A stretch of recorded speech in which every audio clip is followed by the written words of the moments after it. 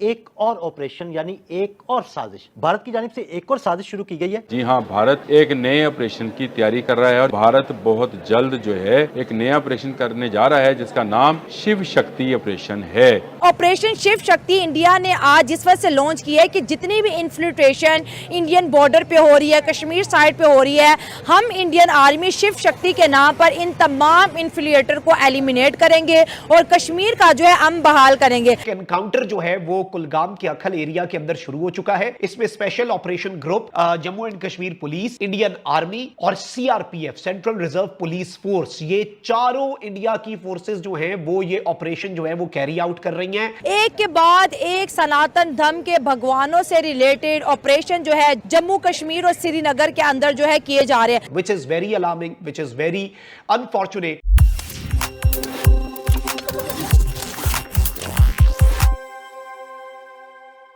नमस्कार दोस्तों, स्वागत है आपका हमारे YouTube चैनल पर। आज हम बात करेंगे भारत की हालिया सैन्य कार्रवाई ऑपरेशन शिव शक्ति की, जिसने जम्मू कश्मीर के पुंछ इलाके में आतंकवाद के खिलाफ एक बड़ा संदेश दिया है। भारत ने ऑपरेशन शिव शक्ति की शुरुआत कर दी है और इसका मुख्य उद्देश्य है सीमा पार से घुसपैठ करने वाले आतंकवादियों को पकड़ना और उन्हें समाप्त करना। भारतीय सेना और जम्मू कश्मीर पुलिस ने मिलकर ठोस खुफिया जानकारी के आधार पर पुंछ के डिगवार इलाके में ऑपरेशन चलाया। सेना ने संदिग्ध इलाकों में घात लगाई, जहां मुठभेड़ के दौरान 2 पाकिस्तानी आतंकवादियों को मार गिराया गया और उनके पास से विदेशी हथियार भी बरामद हुए। इस कार्रवाई के बाद पाकिस्तान मीडिया में जैसे खलबली मच गई है। कई पाकिस्तानी चैनल्स और एक्सपर्ट्स ने भारत की रणनीति पर चिंता जताई और आंकड़ों पर सवाल उठाए हैं। साथ ही ऑपरेशन के नाम को लेकर भी बहस छिड़ गई है। दोस्तों, ऑपरेशन शिव शक्ति सिर्फ एक सैन्य कार्रवाई नहीं है, बल्कि ये भारत की आतंकवाद के खिलाफ मजबूत नीति और इरादे की मिसाल है। इससे सीमावर्ती इलाकों में सुरक्षा का भरोसा भी बढ़ा है और दोनों देशों में एक बार फिर से सुरक्षा को लेकर बहस तेज हो गई है। दोस्तों, आगे वीडियो में हम देखेंगे कि पाकिस्तान मीडिया का इस पर क्या रिएक्शन है। अगर आपको वीडियो पसंद आए तो लाइक और शेयर करना ना भूलें और ऐसे ही दिलचस्प खबरों के लिए हमारे चैनल को सब्सक्राइब करें। फिर मिलते हैं अगले वीडियो में, तब तक के लिए धन्यवाद। भारत में ऑपरेशन महादेव जो है वो कुछ दिन पहले लॉन्च किया गया। ऑपरेशन महादेव के बाद अब भारत ने एक नया ड्रामा शुरू कर दिया है और ये नया ड्रामा है ऑपरेशन शिव शक्ति। ऑपरेशन शिव शक्ति जो है वो इस वक्त इंडिया के अंदर हो चुका है जी शुरू। ये एक्सक्लूसिवली डिटेल्स आपके सामने रखनी है कि जी after Mahadev India launched operation Shiv Shakti, यानी भारत जो है उसने महादेव ऑपरेशन के बाद एक और ऑपरेशन लॉन्च कर दिया है और उस ऑपरेशन का नाम रखा गया है शिव शक्ति।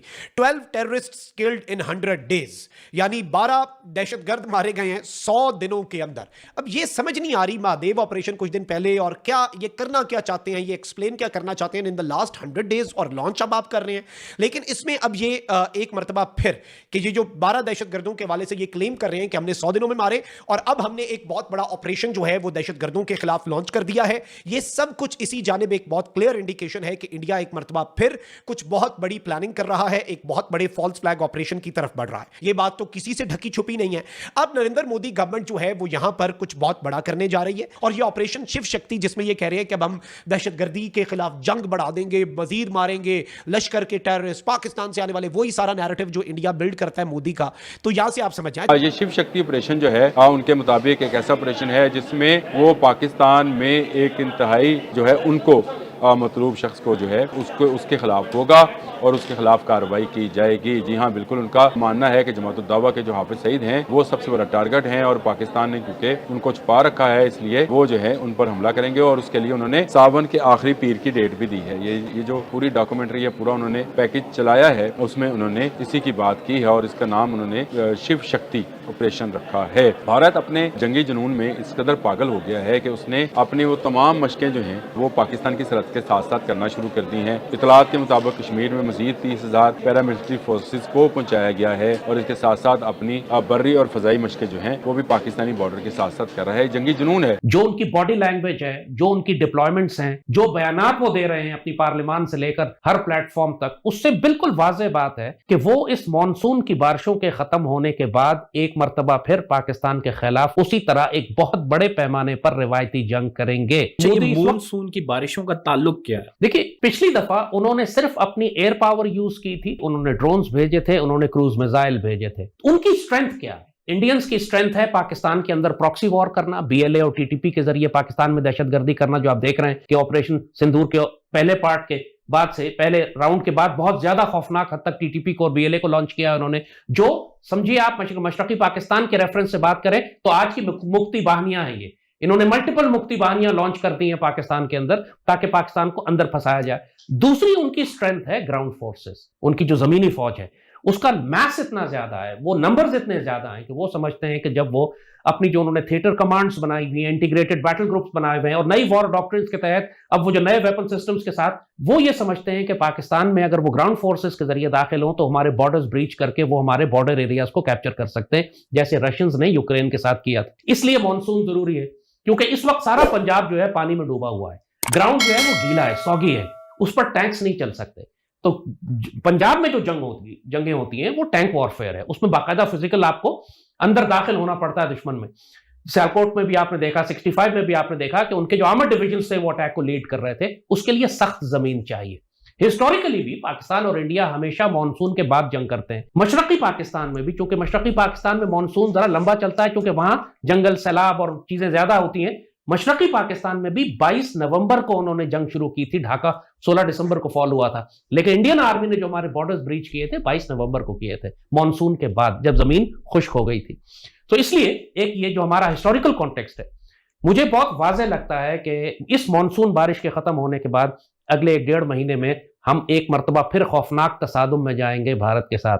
अब की दफा वो ग्राउंड फोर्सेस लाएंगे, अब की दफा वो नेवल फोर्सेस लाएंगे, अब की दफा वो क्रूज मिसाइल्स और ड्रोन्स पे भरोसा करेंगे, अपनी एयरफोर्स को सिर्फ उस वक्त डिप्लॉय करेंगे कि जब उनके क्रूज मिसाइल्स और ड्रोन्स हमारे एयर डिफेंस सिस्टम्स को या हमारी एयरफोर्स को नुकसान पहुंचा सके। अब की दफा वाइड स्केल जंग होगी।